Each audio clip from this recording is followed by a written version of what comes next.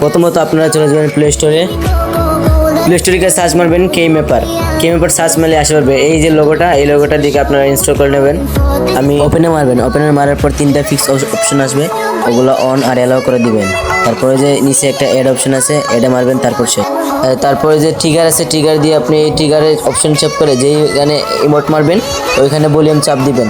তারপরে যে একটা ফিক্স অপশন আসবে, অপশন ওকে, শুধু জাস্ট ওকে মেরে দিবেন। তারপরে এরকম একটা ইন্টারফেস শো হবে। আপনি এই কেইমেপার একটা অপশন আসবে অ্যাপস, ওটা শুধু অ্যালাউ করে দিবেন। জাস্ট এইখানে আপনাদের কাম শেষ। এখানে অ্যালাউ দেওয়ার পর ওই যে অ্যাকশনে যাবেন, ট্যাপ স্ক্রিনে মারবেন। তারপর আপনারা এরকম দেখবেন পিক দিতে। আপনারা যারা ট্রেডিংয়ে বা সেটিংয়ে গিয়ে পিক তুলে রাখবেন, স্ক্রিনশট টিক ইমোটের বরাবর জায়গা রাখবেন। তারপর এই যে ইমোটের মাঝখানে একবার এই চিহ্নটা যদি ইমোটের একবার মাঝখানে থাকে, তারপর আপনারা সেভ মারবেন। ওকে মারার পর এখানে যেই 50 ms আছে এগুলোরে শুধু 20 করে দিবেন, দুইটাই 20 করে দেবেন। দুইটা 20 করার পর ডানে মারবেন।